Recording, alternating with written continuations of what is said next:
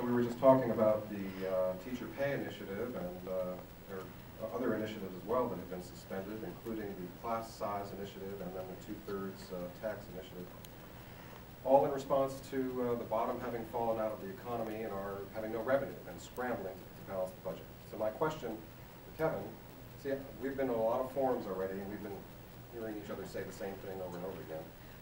And I'm a little tired of it. I want some more substance. I want some specifics about how we're going to balance the budget.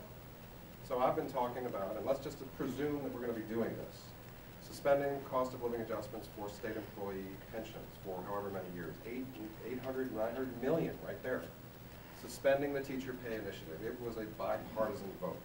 Suspending the classroom size initiative. I actually voted not to suspend that. I think classroom size is more important, but we're going to do that anyway.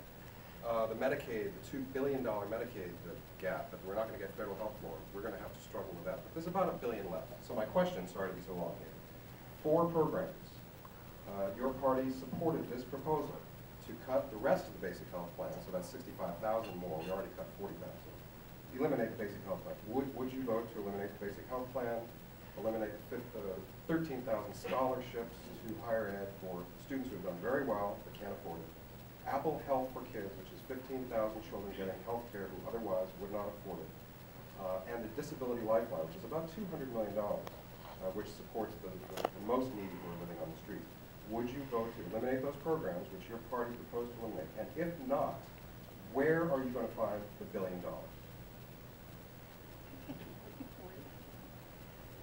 This is a really good question, and it's going to put me on the spot, and I'm not afraid to admit that.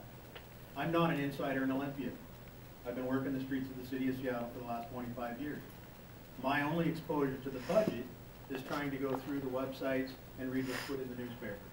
I'm not party to what my Republican Party has proposed or set on the table. I can't honestly come up here and tell you I have an answer to Roger's direct question. I think all of those things have to be reviewed. I think that there are a number of things that we're going to have to step up and figure out what is the end value of that product. And if it doesn't make sense for the state to do it, then it's going to have to be revamped.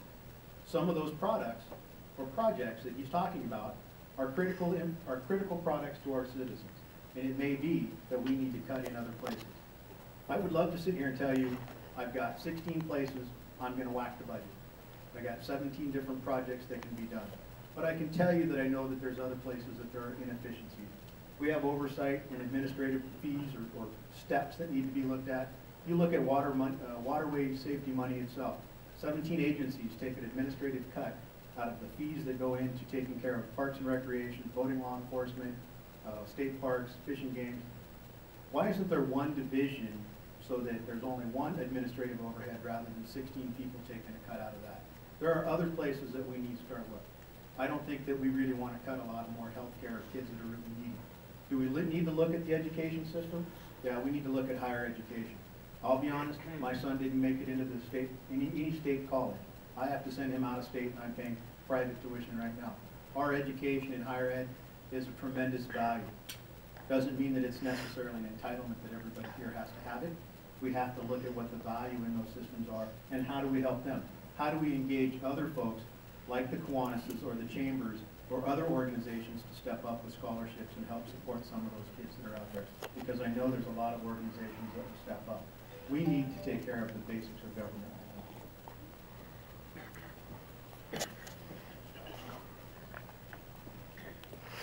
I realize that when you're an incumbent and you've been down in Olympia for a while, you do have a slight advantage over people who are doing it for the first time because you've spent a bit more time and you've worked with the numbers a bit more.